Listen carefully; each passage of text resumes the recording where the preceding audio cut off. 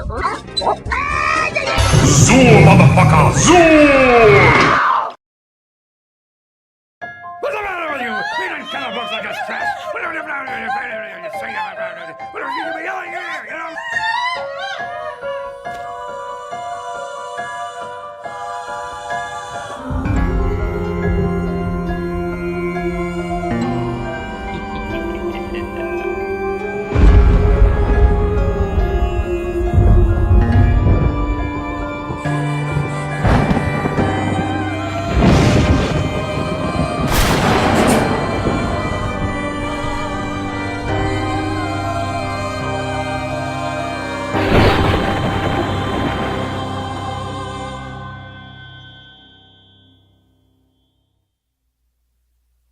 Hello, I'm the Nostalgia Critic guy, remember it? So you don't have to. Yeah, I know it's still going, but they're probably not gonna top these. Since the first Treehouse of Horror in 1990, The Simpsons has become a staple of the Halloween season. Often their most viewed episode of the year, these specials combine comedy, horror, and even a fair amount of creativity that has us returning for more and more shorts eating. But let me be the first person on the internet to do something radical: rate which ones are the best. Okay, I know this is nothing new, but first off, a lot of people rate the segments themselves, of which every episode has 3. I'm gonna rate every episode and how the segments work as a trio. Again, I doubt I'm the first, but it's done a lot less. Second, as someone who grew up watching these specials as they premiere live, part of the fun isn't just reviewing them as standalone episodes, but also communicating how people reacted when they first premiered. Sometimes what makes an episode so special is that it was the first to accomplish something that pushed the envelope. And seeing how I often watch these specials with my friends from childhood to adulthood, I can also tell you how fans, both young and old, reacted to these specials when they first came out. And again, I'm the only one who can do it. You know what, maybe the only thing that makes this different is you want to see how my ranking differs from yours. You know what, I can live with that. So let's take a look at the top 11 of these. Why top 11? Because I like to go one step beyond. So sit back and enjoy the top 11 Simpsons Halloween specials.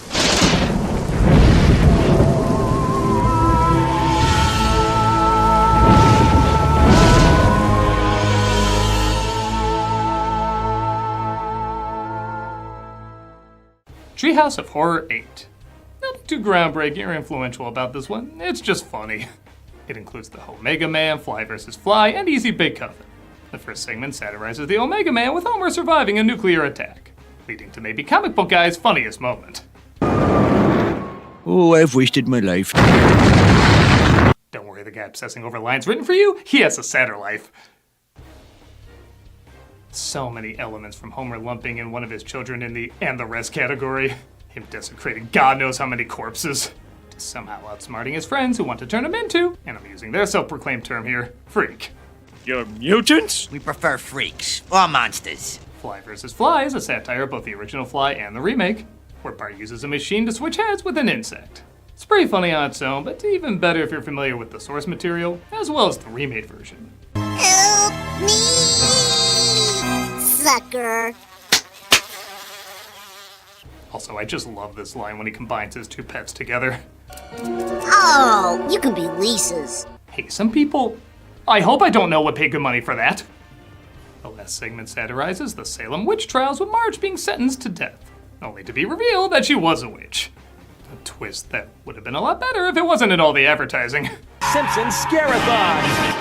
Well, I'll be a son of a witch. Still, the writing on this one is pretty good, and even has a cute ending showing this was all secretly the origins of Halloween.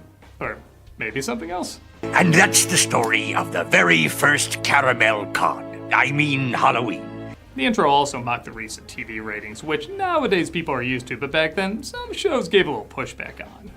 That's certainly what they do here, starting off with a family-friendly rating, but as it gets gorier, the rating goes up higher and higher. It's a pretty decent bit. Jiminy Christmas! Ah! It's a good time with good jokes, which makes it a good start to this list. Come on, give it some candy. That's our house. She's a witch!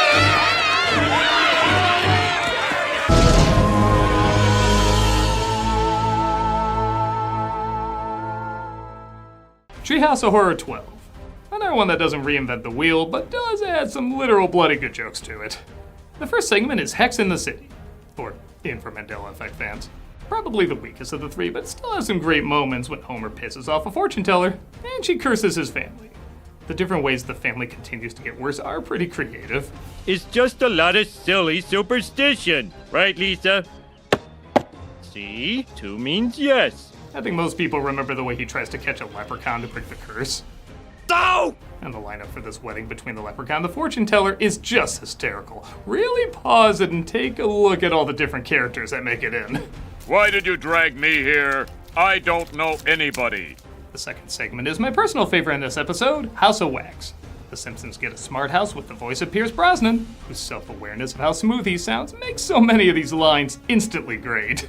Oh, dear me. Oh, yes. Yum, yum, yum. What kind of cybertronic ultrabot would I be if I let those beautiful hands touch dishwater? No, I'm asking. Not a very good one. Damn straight. I can't tell you how many times I've quoted these deliveries. They'd work well with any other actor, I guess, but Brosnan's effortless charm saying lines that range from devious to dumbass is comedy gold. Showtime. I think my house killed my husband. This is Constable Wickham's. Remove your knickers and wait in the bath. Homer, you're not dead.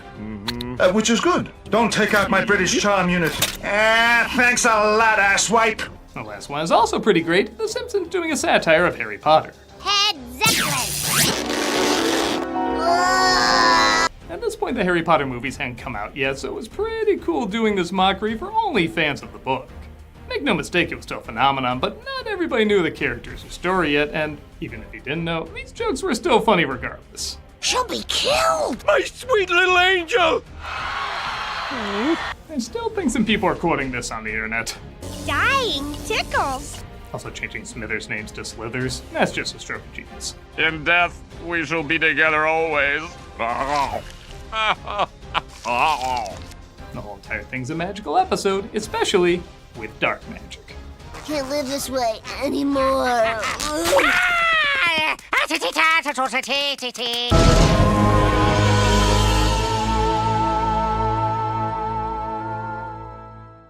Treehouse of Horror XI.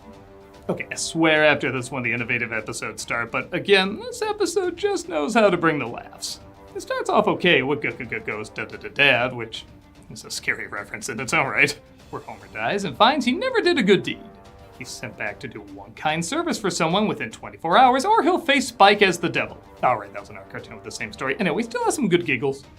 From the way he tries to do good but keeps making things worse, to the almost bizarre shade they throw at John Wayne. You'll wake up John Wayne! I'm already up. Not a Conqueror fan, I guess. The special really turns on with the second segment mocking Hansel and Gretel. It doesn't sound like anything too crazy, but you get the feeling they just tried every joke they had centered around fairy tales, and most of them hit bullseyes. Fish! Oh no, that's me! It's kind of like watching a really dark and twisted Looney Tunes short, except instead of one bedtime story, they're spoofing a dozen. It leaves room for a lot of messed up humor, getting a lot of hard laughs. She's only fattening you up so she can eat you. What are you gonna do? But it's the last one that's my favorite, Night of the Dolphin. This idea is so simple and so one-note, you'd swear there was very little you could do with it. They take the premise of Alfred Hitchcock's Birds and apply it to dolphins, being sick of humanity's treatment of them. And it bizarrely makes for a lot of great material. I think a lot of it is that they know dolphins are cute looking but also incredibly smart, so the idea of them turning evil but looking adorable while doing so makes for some great imagery. Come on, humans! We've wiped out entire species before! We can do it again! The visual alone of mankind rushing towards these hopping sea mammals just slays me. How can you not crack up watching this? Poor thing. Here. Ow! Son of a... It's a battle of insanity that ends in a high body count. Of laughter! Yeah, that's what I got for the ending of this one. I doubt the others will be better. They speak in low-frequency voices. I don't think they can... Ow!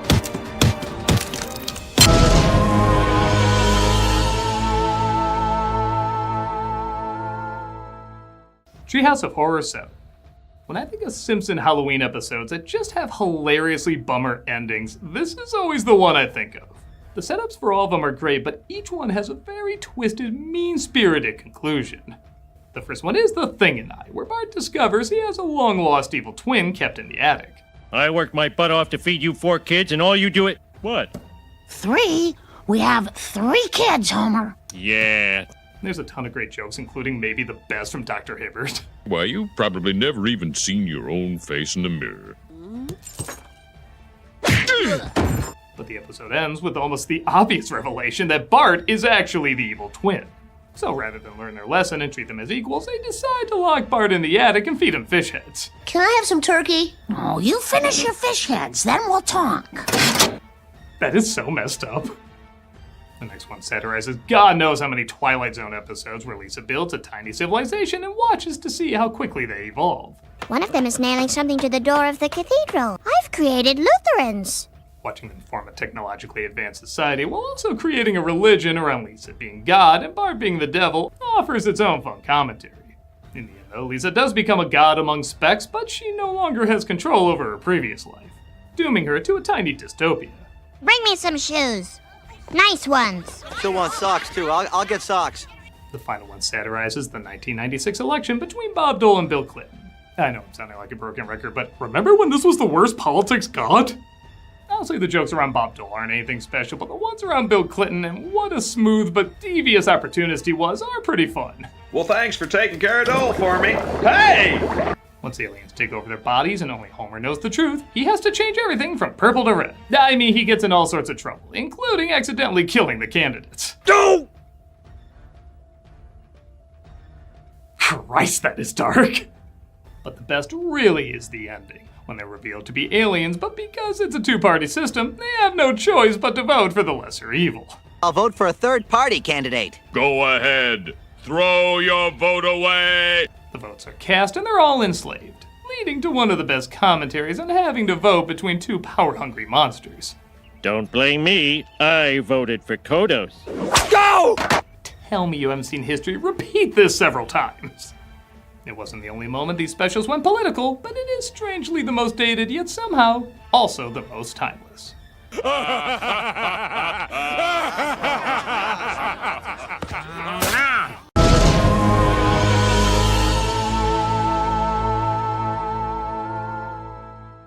Treehouse of Horror I.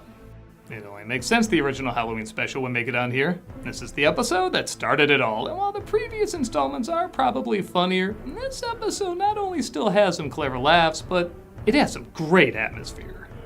First off, I love how they incorporate wraparound stories early on.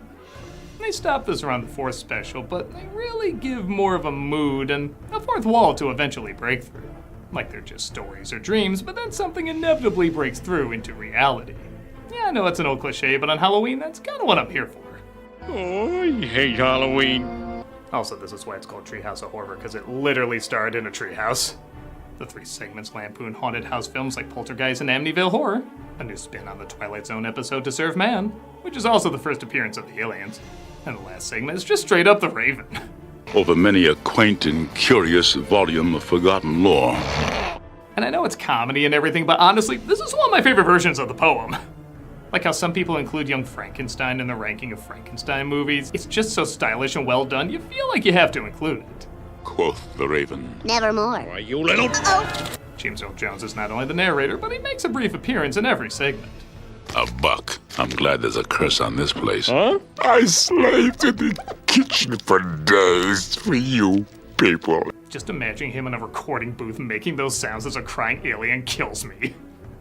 It even started the intro where Marge warns viewers that the episode shouldn't be watched by kids. So if you have sensitive children, maybe you should tuck them into bed early tonight instead of writing us angry letters tomorrow. Ironically, it's the most tamed out of the Halloween specials, yet it still does have a dark, brooding dread that you don't really see that often in these Halloween episodes, or Simpsons in general.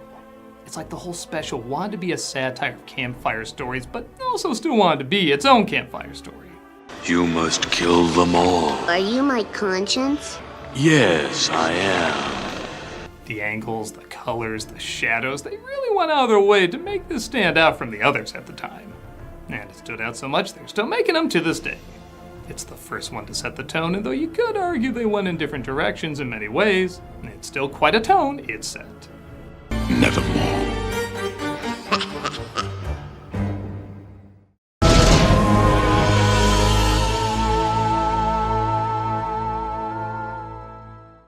Treehouse of Horror 33. Yeah, you may have noticed there's not a ton of recent Halloween episodes on here, but if you've seen this one, you know why it's on the list. Not only does it ace every satire in both look and tone, but it adds new elements to it that you don't often see so effectively done in modern-day Simpsons. From the Pookadook mocking the Barbadook, Simpsons World mocking Westworld, but especially Death Tome mocking Death Note, where the entire segment is animated in the anime style. It would have been safe to go after an anime that everybody recognizes like Pokemon or something, but the fact that they did one that was popular but wasn't necessarily a household name kinda gives it a bit of street cred. I am called Steve. Your name is Steve? When I was born, Steve was a very exotic name. People were blown away by this segment. Really think about the last time you've been blown away by anything from The Simpsons. The anime style surprisingly works super well with this writing, cleverly displaying all the background and foreground jokes hidden within the segment. The voices decently match the designs of the characters, and the timing and style just seem to go hand in glove. It just worked. The world's most clicked on cat Aww. is being held hostage. It's so odd to think these two would go so well together, but I laugh so hard at these scenes while also admiring the artistry of them. While that segment certainly stole the show and is the best part, I think Simpsons World also effectively parodied how much of an impact Simpsons had on media, both good and bad. I know it feels like you're a man, but you are actually something much, much more expensive. Intellectual property. Simpsons has made fun of how long it's been on the air for years and even mocked their popularity as early as the second Halloween episode, which we'll get to in a bit. But this one added a new spin around making an amusement park based on them, which turns into a nightmare. Again, for a series that has made these jokes so many times, this did seem like a new spin, and in some ways it was even kind of creepy. Imagine your life story suddenly being turned into an amusement park attraction. You could easily see comedy in it, but you could also see horror in it too. It's surprisingly effective. Let me just imagine some of my most embarrassing moments. On second thought, don't do that. Like I said, there's not a ton of modern Halloween specials on the list, but admit it, everyone would feel strange if this wasn't on there. In a world where the Simpsons mold is pretty well defined, this one still found a way to uniquely break it. You could kill Janie. Would that make you feel better? No. Maybe.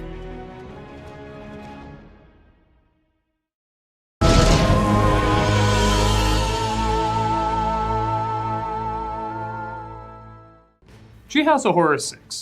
3 great stories that brought the laughs, but also brought some experimentation. The first segment shows giant billboards and colorful advertisement mascots coming to life. Yeah, good luck with that today. Wreck the school, you know you wanna. I agreed. Well, nothing new is really dabbled with here. It is a ton of great visual gags. If you're looking for that big donut of yours, Flanders has it. Help me, Lord! The second segment gives their take on Nightmare on Elm Street, where Willie takes on the role of Freddy.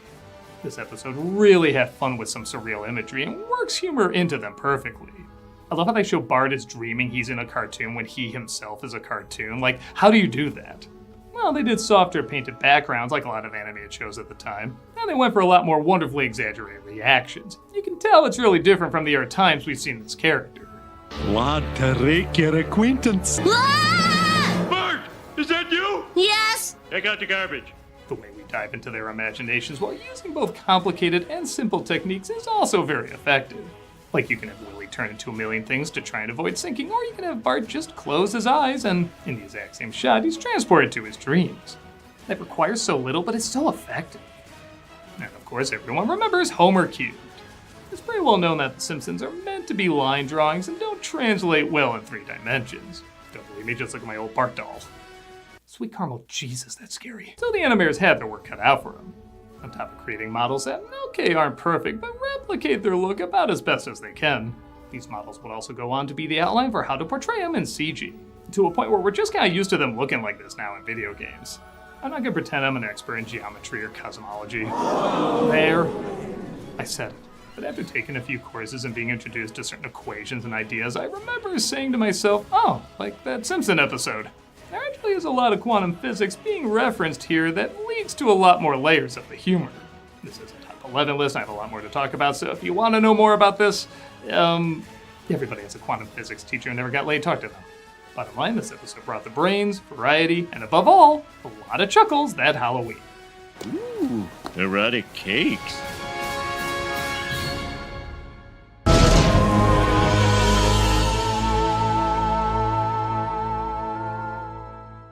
Treehouse of Horror IV.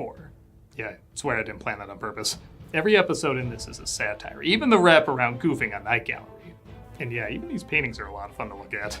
The first segment parodies The Devil and Daniel Webster, where a trial is held for the life of the lead, in this case Homer. And Flanders is revealed to be the devil, which is already a great twist.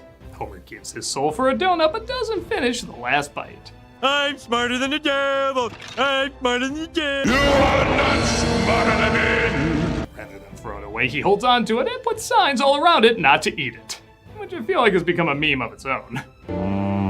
Forbidden donut.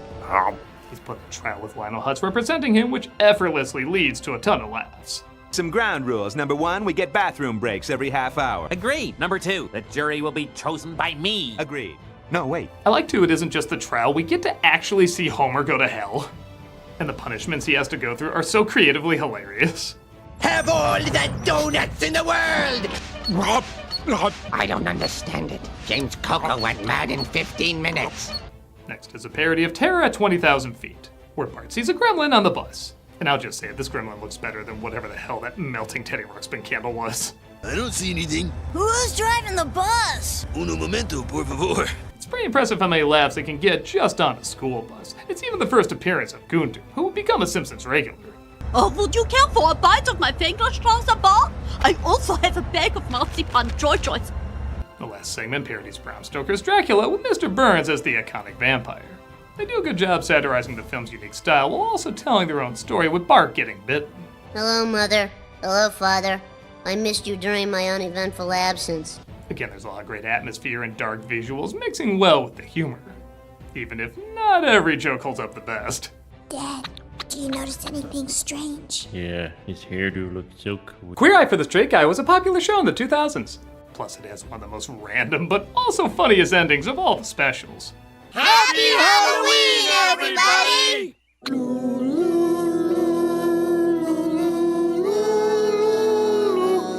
Always enjoy when they show love to a Garfield Thanksgiving. Wonderful parodies, wonderful spins, and wonderful atmosphere lead to, what else? Wonderful laugh out loud moments. I'll be Hobart!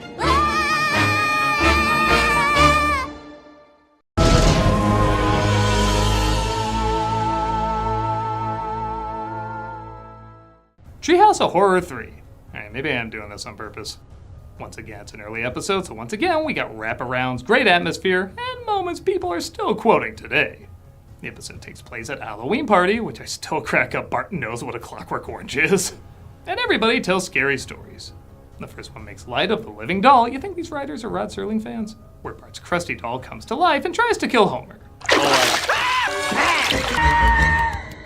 There goes the last lingering thread of my heterosexuality. These scenes are so funny, I feel like half the segment is used constantly online. Terrible curse. That's bad. But it comes with a free Frogut. That's good. The toppings contain potassium benzoate. That's bad. Can I go now? The second is King Homer, a satire of Godzilla. Nah, just kidding, it's Baby's Day Out, where Homer plays the giant killer ape. They not only make great jokes pointing out funny details I never did notice before. Single white female wanted for mysterious expedition. What kind of show you got for us, Mr. Burns? Well, the ape's going to stand around for 3 hours or so. But they also do a great job recreating a lot of iconic shots. It's also pretty funny that for a Halloween special, 2 of these segments have overly upbeat romantic music at the end. The last one definitely ends on a bloodier note, though, as Bart reads a spell book to bring his cat back to life, but accidentally summons zombies, very similar to Pet Sematary. Zombies! Please, they prefer to be called the living impaired. This is one of those segments where the horror jokes, of course, are great, but the gags before the supernatural stuff happen are also very well done. Find Waldo yet again. Man, he's just not trying anymore. I especially love this animal graveyard. Filled with animated primetime shows that were so rushed into production in 1 year they were taken off just as quickly as they were added.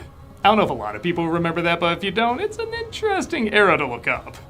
They even have a little jab at TV audiences after celebrating how they didn't turn into zombies. Shh, TV. Man, fall down. Funny. Well, I do wish there was an ending wraparound for this one, like it starts off showing them all at the party, but then just sort of ends on this story. The segments really do stand out as some of the most memorable. It just isn't Halloween without killer clowns, zombies, and Shirley Temple getting eaten alive. Yeah, we should really make that a regular. I've got a story so scary, you'll wet your pants. Too late.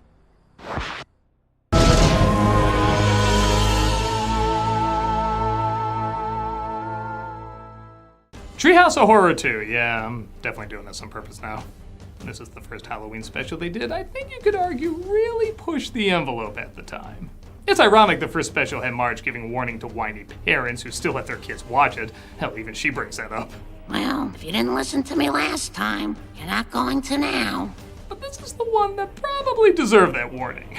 We get another wraparound sequence where everyone eats too much candy and has bad dreams. The first one pokes fun at the monkey's paw, where every wish they make has some sort of ironic twist. This is also the episode that starred the alien's long laughing trope.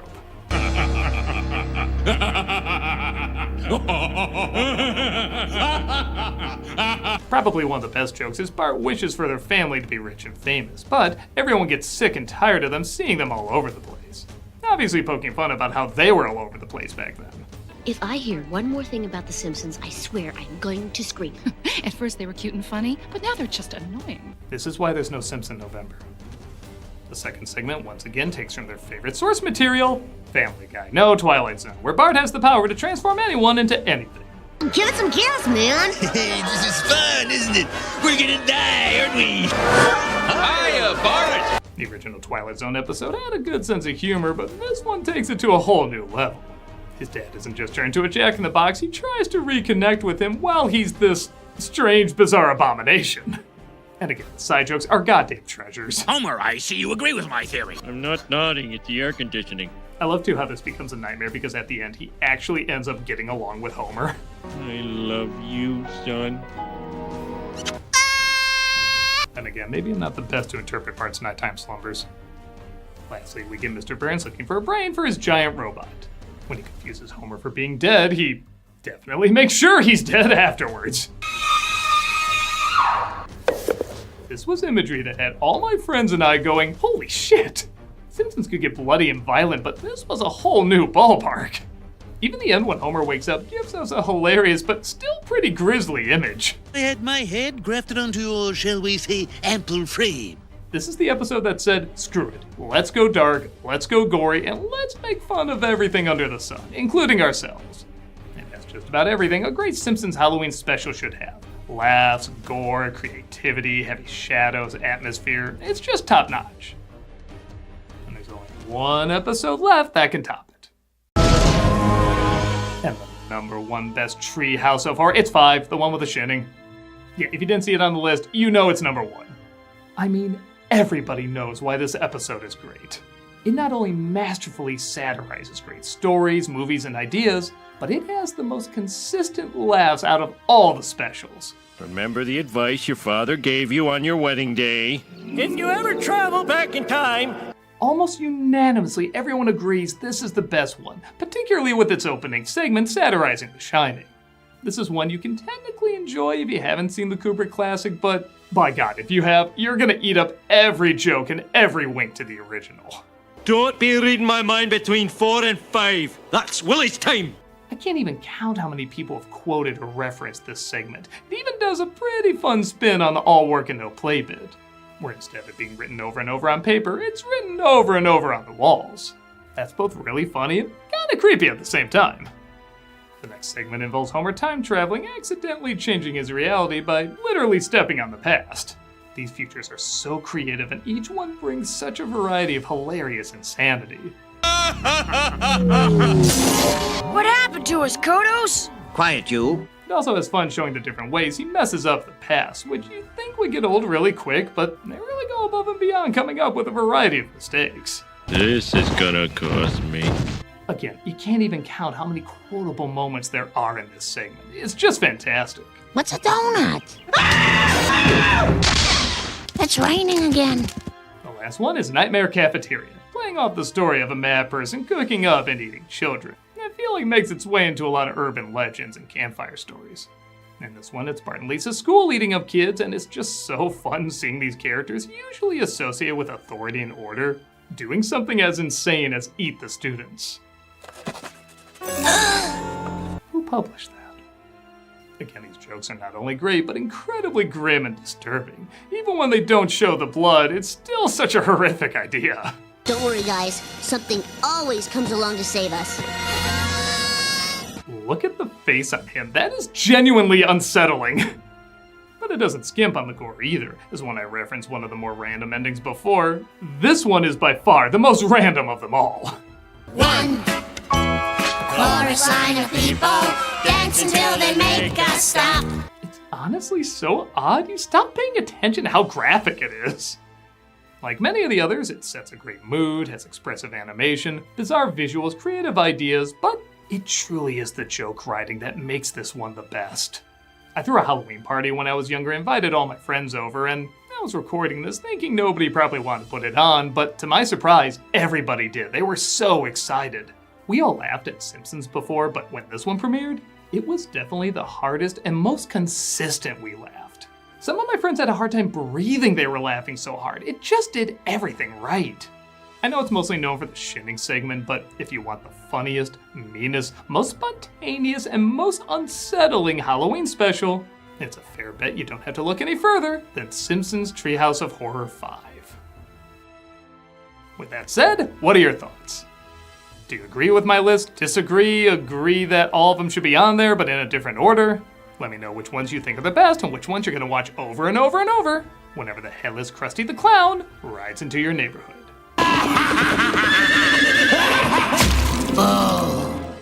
I'm a nostalgia critic guy, remember? So you don't have to. Thanks a lot, asswipe.